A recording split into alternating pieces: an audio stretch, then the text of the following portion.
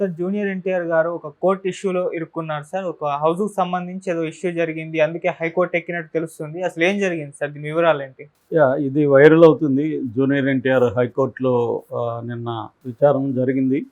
So ఏంటి junior NTR ఎందుకు ఇరుక్కున్నాడు? అతనేమన్నా తప్పు చేశాడా? లేకపోతే అతన్నేమన్నా కావాలని ప్లాన్డ్‌గా ఇరికిచ్చారా? ఈ విషయాలన్నీ బయటకు వస్తున్నాయి. సో కేసు ఏందంటే జూనియర్ ఎన్టీఆర్ 2003లో జూబ్లీ హిల్స్ హౌసింగ్ సొసైటీలో ఒక సైట్ కొన్నాడు. సుంకు గీత అనే ఆవిడ దగ్గర. ఆ సైట్ వచ్చి 681 చదరపు గజాలన్నమాట. సో కొన్నాక ఆయన గవర్నమెంట్ పర్మిషన్స్ అన్నీ తీసుకొని అక్కడ ఇల్లు కట్టుకున్నాడు. ఇప్పుడు ఏమైందంటే ఇదంతా అయినాక కొన్ని బ్యాంకులు, ఇండియన్ బ్యాంకు, ఎస్బీఐ, తర్వాత బ్యాంక్ ఆఫ్ బరోడా, ఇట్లాంటి commerce bank, overseas commerce bank, ఇట్లాంటి కొన్ని బ్యాంక్స్ ఇతనికి నోటీస్ ఇచ్చాయి. ఇది మాకు ఆల్రెడీ మార్టిగేజ్లో ఉంది ఈ ప్రాపర్టీ, మా దగ్గర మార్టిగేజ్ పెట్టుకొని డబ్బులు తీసుకున్నారు, కాబట్టి ఈ ప్రాపర్టీ మాకు చెందుతుంది అని. లేదు, నేను అన్ని పర్మిషన్లు తీసుకొని ఇల్లు కట్టుకున్నాను అని ఇతను రిప్లై ఇచ్చాడు. సో ఆ బ్యాంకులు ఏం చేశాయంటే డెట్ రికవరీ ట్రిబ్యునల్ అని ఉంటుంది. దీనికి సంబంధించి బ్యాంక్స్కి సంబంధించి రికవరీకి ఒక చట్టం కూడా ఉంది. దాన్ని సర్ఫేసీ అంటారు. సర్ఫేసీ అంటే SARFAESI. సర్ఫేసీ అంటే ఇది అక్రోనిమ్ అనమాట. సెక్యూరిటైజేషన్ అంటే and reconstruction of financial assets and enforcement of securities, interest అనమాట. ఇది ఈ మొత్తం దీనికి ఎక్స్పాన్షన్. సో ఈ సర్ఫేస్ యాక్ట్ ప్రకారం వీళ్ళు ఈ డెట్ రికవరీ ట్రిబ్యునల్ని అప్రోచ్ అయ్యారు. మామూలుగా బ్యాంక్స్ ఎన్పిఏ అంటారు, నాన్ పెర్ఫార్మింగ్ అసెట్స్. ఎవరైనా లోన్ తీసుకుని ఎగ్గొట్టినా, లేదా కొలేటరల్గా ఏదైనా సెక్యూరిటీ పెట్టి మార్టిగేజ్ లోన్ తీసుకున్నా, ఇట్లా లోన్లు కూడా రకరకాలుగా ఉంటాయి ప్రాపర్టీలు. మనం ఒక ఇల్లు కట్టాలంటే లోన్ తీసుకోవచ్చు, లేదంటే దాంట్లో ఇంకేదైనా కన్స్ట్రక్షన్ చేయాలంటే లోన్ తీసుకోవచ్చు, లేదా ఆ ప్రాపర్టీని కొలేటరల్ సెక్యూరిటీగా పెట్టి మనం లోన్ తీసుకోవచ్చు బ్యాంక్లో. సో అలాగా తీసుకున్నప్పుడు వాళ్ళు కట్టకపోతే వీళ్ళు ఎట్లా రికవర్ చేసుకోవాలనే దానికి ఈ చట్టము ఉంది. దీని తరపున ఈ డెట్ రికవరీ ట్రిబ్యునల్ అనే దాన్ని ఏర్పాటు చేశారు. ఇది ఒక రకంగా డిస్ట్రిక్ట్ కోర్టు కొన్న ఇవన్నీ దానికి ఉంటాయి, పవర్స్ అన్నీ ఉంటాయన్నమాట. అట్లాగే రికవరీ ఏజెంట్ని కూడా అది నియమిస్తుంది. దీన్ని ఎట్లా ఈ ప్రాపర్టీని ఏలం వేసి దాంట్లో నుంచి వచ్చిన డబ్బులు ఈ బ్యాంకులు పంచుకుంటాయన్నమాట. మొన్ననే మనం చెప్పుకున్నాం, రఘురామకృష్ణరాజుకి కూడా ఇలాంటి నోటీసులు వెళ్ళింది, సుజనా చౌదరికి వెళ్ళింది. ఇలాగా పెద్ద పెద్ద వాళ్ళు కూడా ఇదే పనులు చేస్తుంటారు. వాళ్ళ ఆస్తుల్ని బ్యాంక్స్ ఏం చేస్తాయంటే ఈ చట్టం కింద ఈ ట్రిబ్యునల్కి వెళ్తాయి. ఈ ట్రిబ్యునల్ వాళ్ళకి పర్మిషన్ ఇస్తుంది. సో వీళ్ళు వెళ్ళి ఆ ఆస్తుల్ని ఏలం వేస్తారు అన్నమాట, ఆక్షనింగ్ జరుపుతారు. దాంట్లో వచ్చిన డబ్బుల్ని తాము పంచుకుంటారు. బ్యాంకులు ఎక్కువ ఉంటే ఎక్కువ డిస్ట్రిబ్యూట్ చేసుకుంటారు లోను పర్సంటేజ్ ప్రకారం, ఏ బ్యాంకులు ఎంత లోన్ ఉందని. అట్లా ఇప్పుడు ఈ బ్యాంకులు కూడా దాదాపు 4-5 బ్యాంకుల్లో ఈమె సుంకు గీత లోన్ తీసుకునేసింది. ఈ విషయం చెప్పకుండా ఎన్టీఆర్కి అమ్మేసింది.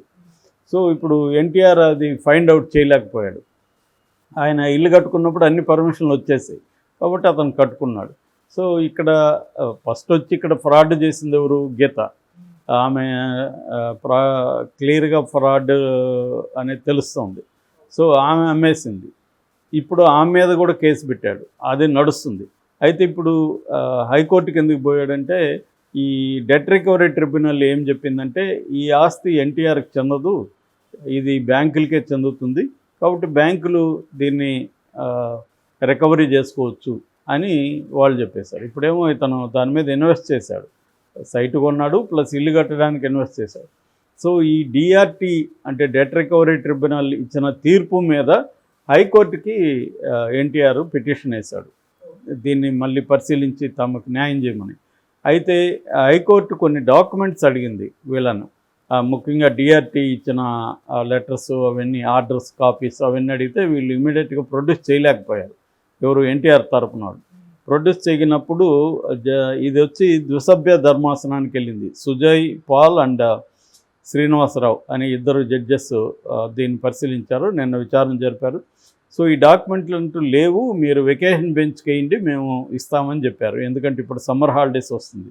కానీ కోర్టు ఒప్పుకోలేదు, వెకేషన్ బెంచ్కి ఇవ్వడానికి ఒప్పుకోలేదు. ఎందుకంటే వెకేషన్ బెంచ్కి అర్జెంటుగా ఉన్న కేసులు మాత్రమే ఇస్తుంటారు. ఇది అంత అర్జెన్సీ లేదనేది కోర్టు భావించింది. దానివల్ల ఇది జూన్ 6కి పోస్ట్పోన్ చేసింది. జూన్ 3 లోపల మీరు మేము అడిగిన డాక్యుమెంట్స్ అంతా సబ్మిట్ చేయండి అని కోర్టు ఆదేశించింది. ఇది బేసిక్గా ఈ కేసు అన్నమాట. అయితే జూనియర్ ఎన్టీఆర్ తప్పు కూడా ఇక్కడ కనిపిస్తుంది. ఏం తప్పు అంటే అందరూ చాలామంది చేసేదే. ఇది ఒక ల్యాండ్ కొనే ముందు ఆ ల్యాండ్ నిజంగా మనకి ఎవరైతే అమ్ముతానంటున్నాడో అతనిదేనా, లేకపోతే వేరే వాళ్ళది ఇతను అమ్ముతున్నాడా, దీనికి సంబంధించి లింక్ డాక్యుమెంట్స్ అంటారు. అంటే ఆ ల్యాండ్ అతనికి ఎట్లా చేతులు మారుతూ వచ్చింది అనేది లింక్ డాక్యుమెంట్స్ తీసుకోవాలి. ఇది మామూలుగా ఎవరైనా చేసేది. సో రెండోది ఏంటంటే టైటిల్ డీడ్ ఉందా లేదా, అంటే రిజిస్ట్రేషన్ పక్కా ఉందా లేదా అని చూడాలి. ఈ మధ్య ఏం చేస్తున్నారంటే కలర్ జిరాక్స్ ఫ్రాడ్ అని అంటారు దాన్ని. డాక్యుమెంట్స్ అన్నిటిని క్రియేట్ చేసి కలర్ జిరాక్స్లు ఒరిజినల్ లాగా క్రియేట్ చేసి కూడా చేస్తున్నారు. సో అందుకని ఏం చేయాలంటే డాక్యుమెంట్స్ ఒకటే పరిశీలించడం కాకుండా గవర్నమెంట్ రికార్డ్స్ని కూడా పరిశీలించాలి. అంటే సబ్ రిజిస్ట్రార్ ఆఫీస్లో డబ్బులు కట్టి ఈ డాక్యుమెంట్స్ అంతా ఉన్నాయా లేదా చూసుకోవాలి. ఈ మధ్య ఏమైందంటే సెర్సాయ్ అనే ఒక వెబ్సైట్ కూడా వచ్చింది, సెంట్రల్ గవర్నమెంట్ ఉంది. ఇట్లా బ్యాంక్స్లో నుంచి మోర్టగేజ్ కానీ ఇతర లోన్స్ కానీ ఉంటే ఈ సెర్సాయ్లో ఉంటాయన్నమాట. దాని డీటెయిల్స్ అంతా ఎవరి బ్యాంక్ షుడ్ ప్రొవైడ్ అనమాట. Central registry of securitisation asset reconstruction and security interest of India, సెర్సాయ్ అంటే. ఇది వాళ్ళ వెబ్సైట్ ఉంది. వాళ్ళ వెబ్సైట్ ఈ మధ్య కూడా అది డౌన్ అయ్యింది, మళ్ళీ అప్గ్రేడ్ చేశారు. సో దాంట్లో ఎవరి ప్రాపర్టీకి సంబంధించిన డీటెయిల్ ఉంచాలి. సో అది చెక్ చేయాలి. ఇంకొక అంశం ఏంటంటే మనం కొనేటప్పుడు ఒకవేళ ఇవేవి వీటిలో ఎక్కడ కూడా ట్రేస్ కాకపోతే పేపర్ ప్రకటన ఇవ్వాలి. ఈ పలానా సైట్ మేము కొంటున్నాం, దీని మీద ఎవరికైనా అబ్జెక్షన్స్ ఉంటే పలానా టైం లోపల తెలపగలరు, ఆ తర్వాత అబ్జెక్షన్స్ ఉన్నా కూడా చెల్లవు అని ఒక లీగల్గా ప్రొవైడ్ చేసి లీగల్గా ఒక నోటీస్ కూడా పబ్లిక్గా ఇవ్వాలి.